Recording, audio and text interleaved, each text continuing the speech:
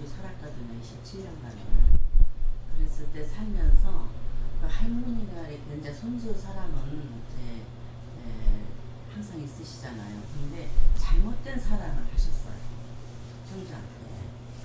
그 애가 이제 그 어렸을 때부터 자라오는 과정에서 왜 잘못됐냐면은 애기를 데리고 네 엄마 아빠는 나한테 너무 잘못하고 나쁜 사람이다. 그리고 할머니를 싫어한다. 응? 네 엄마 아빠가 할머니를 싫어한다. 이런 식으로 얘기를 했어 애한테. 근데 우리는 이제 그 당시는 몰랐지. 근데 한 집에 이제 사니까 이제 둘째가 생기니까 이제 할머니가 되시니까 봐주잖아요 손주를. 이제 그런 건 참 지극정성으로 참 잘 해주셨어요. 그렇게 이제 성장하는 과정에서 이제 지 아빠는 아기가 이제 학교가 들어갔을 때는 공부를 항상 1등을 해야 좋은 거예요 아빠는. 근데 아이가 그 학교 성적을 못 따라가니까 아이를 막 이제 가끔가다 이렇게 혼을 내는 게 우격다짐을 해서 성격이 욱하는 성격으로. 그러니까 아이한테 어린 아이한테 주먹에 한 번 톡톡 가고 그러더라고요 어릴 때 보니까. 그러니까 이제 그게 마음에 상처가 됐었던 거야 아이가. 이게 이제 저기 사춘기가 됐을 때 그때부터는 아빠가 자꾸 등을 돌려요. 중고등학교 때부터. 그래서 내가 붙잡고 얘기를 많이 하고 그랬거든요. 자기는 자기가 좋아하는 거를 살아야 자기가 행복하지 절대 하기 싫은 것을 부모에 의해서 강요당해서 하는 건 불행하대요 자기가. 그렇기 때문에 자기 하고 싶은 과를 가야 되기 때문인 거예요. 그래가지고 군대 갔다 와가지고 체육과를 다시 들어갔어요. 그러니까 좀 저기 졸업이 좀 늦었죠. 이제 그 운동 지금 주짓수라는 운동이 있어요. 따가지고 다른 직장 생활 하다가 그거를 지금 차려서 하는데 하는 사업은 그냥 그런 돼요. 그 체육관 자체가. 근데 생활이 리듬이 안 맞는 생활을 해요. 또 이렇게 생활이 우리하고 안 맞잖아요. 생활 패턴이. 그러면서 또 저 결혼도 그렇게. 그리고 자기는 너무나 느긋해요. 결혼하는 거에 대해서도. 나이가 많은데도. 그러니까 그런 문제. 또 결혼도 하고 가정을 꾸리려면 경제적인 문제도 자기가 책임을 져야 되잖아요. 그리고 나는 또 애가 운동을 하는 애기 때문에 이 음식을 먹는 거를 시사 끼니 한 끼라도 소홀히 할 수가 없어서 그거를 해주려고 걔가 그 아이한테 맞추다 보니까 제가 자유롭지 못해요. 시간상으로. 항상 그리고 걔한테 뭔가를 초점을 맞춰야 되고. 그 슬아의 자녀가 몇 분이세요? 남매인데 딸은 결혼했어요. 바카드르는 사이하고 좋으십니까 보살님하고? 저하고요? 네. 예. 교육자라고 그러셨나? 네. 그 내부에서 정신적인 갈등이 굉장히 많았어요. 예. 근데 이제 그 할머니가 시켜서 그렇게 삐뚤어졌다고는 하지만은 할머니 탓이라고 하기보다도 아드님의 본래 삐딱한 성품이 있었던 것 같습니다. 그래서 특히 그 지금 어떻게 보면 절제되지 않은 생활 때문에 지 아버지도 속 썩어요. 보살님만 속 썩어요. 아버지도 이제 항상 그 생활하는 그 생활에 대해서 바르게 하라고. 항상 똑같은 소리잖아요. 아버지 말 안 듣죠. 안 듣고 속 썩는 건 어머니가 더 썩죠. 아버지는 그저 그렇게 해놓고서 아유 말도 안 듣는 자식 난 잊어버렸다고 하고 속 썩는 건 어머니밖에 없죠. 근데 그건 속 썩이러 왔는지도 몰라요. 근데 속 썩이러 왔는데 속을 썩으면요 더 썩힌대요. 왜냐면 그게 원하는 거니까. 그럼 어떻게 하면 그 아들이 더 속을 못 썩게 하느냐. 아들이 속 썩게 했을 때 이쪽에서 전혀 속 썩지 않게 돼야 더 이상 속을 못 썩인다는 겁니다. 그 실제로 요런 그 우화가 있습니다. 요거는 어떤 스님이 얘기해 주신 거를 들었는데 그 아들을 셋을 낳대요. 셋을 낳았는데 옛날 조선시대 이야기입니다. 다 장원급제를 동시에 했답니다. 그러니 얼마나 경사가 났습니까? 근데 장원급제하고 나가고서는 큰아들이 땅에 어사화가 떨어져서 주술력으로 다가 낙마를 해서 죽으니까 둘째 아들이 형 왜 떨어져서 죽어? 그리고서는 또 이렇게 내려보다가 죽고 둘째가 죽으니까 또 셋째가 쳐다보다가 하다가 또 세 아들이 장원급제를 하고 동시에 죽었다는 얘기가 있습니다. 속 하나도 안 새기던 아들이. 그러니까 하늘이 노랗고 참 기가 막힐 일이었죠. 참 그래서 이 슬픔을 견딜 수가 없잖아요. 집안이 아주 콩가루가 된 겁니다. 완전히. 그래서 어떤 스님을 찾아가서 제가 무슨 전생의 죄를 졌길래 이런 공병을 당합니까 했는데 그 이제 스님이 전생을 보니까 이 두 부부가 음식점을 했는데 세 나그네가 와서 하루 저녁을 먹는데 보니까 돈이 많더래잖아요. 그래서 원래 그랬대요. 저 우리 독약을 넣어서 죽이고 저 돈을 뺏어서 우리가 장사를 하자.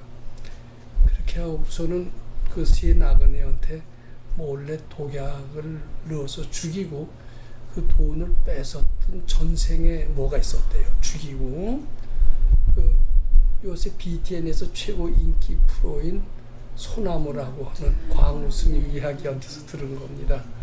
근데 그런 일은 실제로 있을 수가 있습니다. 그랬더니 그 전생에 그런 것을 한 거죠. 그러니까 그 아들이 독약을 먹고 전생에 죽었지 않습니까? 이게 속을 새기려고 아들로 태어났어요. 아들로 태어나서 속 새기기 위해서 죽은 거예요. 죄송합니다. 이 말을 믿으실지 안 믿으실지 모르지만 아드님은 보살님 속 새기는 게 원이에요. 근데 거기서 지금 속을 푹푹 썩고 계시죠. 그럼 아들의 잠재의식은 기뻐요. 아, 내 계획대로 되는구나. 그런데 어느 때 아들이 실망하고 실망하는 나머지 그 나쁜 버릇을 그치느냐. 보살님이 그때 흔들리지 않아야 돼요. 아들이 속 새기든 안 새기든 전혀 마음속에서 그래? 아버지처럼. 아버지는 속도 잘 안 썩죠. 근데 보살님은 저거 어떻게 저러다 몸 쇠약하고 장가도 못 가고 걱정이 많으니까 잘해주려고 그러다 보면 속은 무조건 썩는 겁니다. 근데 속 썩으면 안 돼요. 속 썩으면 아들은 절대 나쁜 버릇을 안 고칠 겁니다. 그때 끄떡도 오지 않아야 돼요. 그러니까 어떻게 끄떡도 오지 않아야 되느냐면 그 마음을 띄셔야 돼요. 내 아들이거니 하고 이렇게 생각을 하니까 마음을 자꾸 붙여놓다 보면 속 썩으니까 아들은 계속 속 썩을 짓을 합니다. 만약에 제가요, 저는 거의 장담할 수 있습니다. 내 아들이거니 하는 생각을 딱 띄시고 아들이 개판 치든 뭐든 끄떡도 안 해보세요. 마음을 단단히 먹고 자꾸 미륵전 열어버려서 속 새기는 일이 있더라도 전혀 속 썩지 않는다. 그렇게 한번 해보신다면 아들은 더 속 새길 짓을 해도 소용이 없으니까 거기서 끝내고 말 겁니다. 이게 업보해탈이라고 하는 거예요. 근데 이제 이런 말은 잘 안 믿으시려고 그래요. 그렇잖아요. 내 아들이 사랑하는 내 아들이 왜 왼수냐 이렇게 생각을 합니다. 근데 지 아빠가 금식을 해요. 왜? 지 먹든지 말든지 내버려 두지. 왜? 그 아버지하고는 업보가 덜해서 그래요. 근데 엄마는 왜 거기에 엄마는 고생을 하시려고 그래요. 죄송합니다만은 그 아들한테 못되게 했고 아들은 그 보호를 갚으려고 하는 겁니다. 엄마한테. 그러니까 속 새기는 게 목적이에요. 아들은. 속 썩고 있을 때 그 버릇은 못 고쳐요. 근데 보살님 속 썩지 말고 그래 너 안 먹든 말든 너 이제 40 넘었지? 네가 초등학생 아니잖아? 네가 알아서 해. 그리고 이제 혼내면 지혜가 부처님 전에 환심 내서 복 많이 시킬 바로 왜 이렇게 기도해 주세요. 정신 올바로 차려서 부처님 전에 복 많이 시킬 바로 미워하시지 말고. 미워지는 않고. 그래도 하여튼 속은 썩잖아요. 미워져. 왜 안 썩겠어요. 근데 아들이 특별히 이렇게 나쁜 짓을 하거나 행동이 남한테 그렇게 하거나 그러진 않아요. 그냥 다. 남하고는 업보가 들으니까 엄마 속만 쓰기. 예, 저한테만. 그렇죠. 엄마 속만 쓰기. 그런 사람 있잖아요. 밖에 나가서는 잘하고 마누라 속은 세기고. 이런 사람 세상에 많습니다. 예, 그건 보가 그래서 그래요. 엄마 왜 걱정하네요. 엄마 그냥 언니 볼 일 있으면 가세요. 그래 가세요. 보살님 앉아서 속 썩고 계신다고요 지금. 그러니까 부처님께 바치시고요. 아무 걱정 마세요. 아들 생각나면 얼른 바치셔야 돼요. 그리고 공부하셔야 돼요. 아들이 부처님 전에 복 많이 시킬 바로. 바라보면서 아들한테 붙은 마음을 힘써 띄세요. 그래서 차라리 그렇게 하시기보다 아드님한테 마음을 띄시는 게 더 빠르실 것 같습니다. 거의 보살님 뜻대로 안 되실 것 같아요. 제가 유일한 방법은 붙은 마음을 잡고 띄시는 게 좋습니다. 어려우시더라도. 그러면은 새정신이 나요. 그러면 저도 이렇게 어떻게 동강경을 그러니까 아들이 부처님 전에 복 많이 지길 바라놓고 아들 생각나면 얼른 그 생각을 부처님께 바쳐서 시봉 잘하기 바라고 자꾸 해보세요. 저는 그렇게 자녀한테 붙은 마음을 부지런히 띄므로써 자신도 편해지고 자녀도 바뀌는 걸 아주 실감나게 봤습니다. 실제로 그랬고 저 자신도 그런 체험이 있고요. 여기에 해법은 딴 거 없습니다. 마음을 띄시는 게 최고. 그러니까 나이가 먹어가지고 세상에 모자 사이를 갈라놓으려고 하다니 너무 냉정하지 않습니까? 이러십니까? 아니에요. 제 말대로 해보세요. 그 대신 뭐 원하는 대로는 해주세요. 그렇지만 과도한 걱정은 빨리 띄시는 게 좋습니다.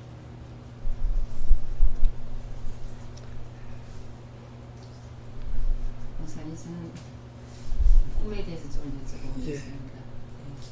근데 저는 요즘에 굉장히 그래도 마음이 많이 편해졌고요. 이제 저도 붙은 마음을 떼려고 이제 노력을 많이 하고 이제 남편이고 아들이고 다 이제 스스로 해결하려고 처음에는 굉장히 마음이 안쓰럽고 저도 진짜 제가 할 일을 못 해주는가 싶고 굉장히 마음이 그랬었는데 지금은 그런 단계를 좀 지나야 되고 그런 마음을 자꾸 받쳐야 되고 이제 그런 마음이 곧 붙은 마음이라는 걸 이제 조금씩 느끼면서 자꾸 이제 그런 스스로 해결하게끔 두고 저도 이제 자꾸 그런 마음을 계속 이제 부처님께 향하려고 이렇게 노력을 많이 하고 있고요. 그런데 이번에는 지를 꿈을 꿨습니다. 지가 생지가 이렇게 털도 안 난 갓난 생지가 저 앞으로 한번 이렇게 한 마리가 쫓아오는 꿈을 꾸고요. 그게 무엇을 의미하는 건지요. 하여튼 그 꿈에 보는 것도 그렇고 생시에 보는 것도 그렇고요. 다 내 마음의 표현입니다. 아, 내 눈엔 왜 이렇게 싸우는 사람이 눈에 많이 띌까? 내 눈엔 왜 이렇게 불쌍한 사람이 많이 띌까? 내 눈엔 왜 이렇게 거지가 많이 띌까? 거지가 많이 띄는 것도 다 내 마음의 표현입니다. 내가 내 마음속에 거지 마음이 있을 때 거지가 많이 띕니다. 내 마음에 불쌍한 게 많으면 내 눈에 불쌍한 게 많이 보입니다. 또 잘 다툰 마음이 많을 때는 보는 사람마다 잘 다투는 그런 얘기가 많이 들립니다. 또 내 마음에 음란한 그런 것이 있다면 음란한 소리들이 유난히 잘 들려요. 음란한 소리가 잘 들릴 때 아, 내 마음이로구나 이렇게 아셔야 됩니다. 아, 내 마음속에 그게 많구나. 마찬가지로 꿈도 마찬가지입니다. 꿈에 쥐를 보이는 것은 내 마음속에 쥐가 있었구나. 이렇게 보셔야 됩니다. 쥐라는 게 뭐예요? 누구한테 기생해서 삽니다. 기생해서 저는 하나도 안 하면서 남의 덕을 보고 사는 그 마음이 쥐의 마음이죠. 근데 그걸 봤다라는 것만큼은 어느 정도 나는 쥐의 마음에서 해방이 됐다. 이렇게 보시면 됩니다. 보살님 마음속에는 누구한테 붙어서 얻어먹는 그런 마음이 아마 있었는데 이제 그게 이제 그런 마음을 자꾸 연습하고 내생에도 까딱하다 그런 몸을 받게 되기가 쉽다는 거죠. 근데 이제 그 쥐라도 이렇게 보게 되면은 어느 정도 내 속에 있는 그것을 본 거니까 그만큼 조금 해탈이 됐대요. 근데 아직 완전히 해탈이 안 됐고 새끼까지 뵀네요. 근데 그걸 잡아 죽여야 되는데 죽이지 못하게 하는 사람이 또 있네요. 근데 이제 자꾸 공부를 하시면요, 그 지키고 있는 사람도 사라지고요, 그 쥐새끼 많은 새끼까지도 다 죽어 있는 것이 꿈에 보일 겁니다. 근데 아직은 그런 꿈은 아니잖아요. 애벤 쥐새끼까지 있는 걸 보면 쥐가 득식을 할 정도로 내 마음속에 아직 쥐의 업보가 남았나 보다 이렇게 생각하시면 됩니다. 근데 그래도 그 본 것만큼은 해탈이 됐다 이렇게 보셔야 돼요. 근데 더 하시면은 아마 좋은 일 하세요. 그러니까 얻어먹는 마음이 쥐니까 다만 1,000원이라도 불좀 놓고 또 돈이 없더라도 마음속으로라도 자꾸 주는 마음을 연습하고 그리고 그렇게 베푸는 마음을 연습할 때 자기가 당당해집니다. 당당해지면서 주의 보호를 해탈할 수가 있다 이렇게 보셔야 됩니다. 특히요 이제 보살님 같은 경우에 저는 믿으실지 안 믿으실지 모르고 지금 아드님에 대해서 끝도 없이 불쌍한 생각을 많이 내시는데 실제로 공부하는 분들이 이런 게 있어요. 그 아들에 대해서 왜 이렇게 사랑하는 아들이 나도 사랑하면 얘도 나한테 효자해야 되는데 속을 새기는 거예요. 자꾸 공부를 하는 겁니다. 공부라는 게 붙은 마음을 띄는 게 공부입니다. 자꾸 붙은 마음을 띄다 보면은 이제 어떻게 되느냐면 아들이 불쌍해 보이지도 않아요. 그 뒤에는 내 아들 같지도 않아요. 이제 그게 아들한테서 마음이 떨어진 증거입니다. 그래고 완전히 띄면은요, 되게 꿈속에서라도요, 전생이 보입니다. 아들과 맺은 전생의 업보가 보입니다. 그거는 공부를 자꾸 하시다 보면 보살님은 언젠가 아들과 맺은 전생의 업보를 볼 때가 전 있을 것으로 믿습니다. 근데 현생에는 아들이지만 꿈속에서는 무시무시한 관계임을 전 발견할 수 있을 거로 봅니다. 이제 좀 더 공부를 하면 어째서 걔는 저녁에 늦게 자고 뭐 늦게 일어나고 생활 습관도 저렇게 불규칙하고 내가 도와주려고 해도 말도 안 듣고 그 원인이 알아진대요. 제가 이제 지금 이렇게 얘기를 하면은 저건 뭐 법산 뭘 모르면서 추측해서 괜히 모자 사이를 이간시키는 이런 얘기를 한다라고 생각할 수가 있습니다. 왜냐하면 우리 선생님이 우리 어머니하고 업볼띠라고 할 때 저도 그런 생각을 했었기 때문입니다.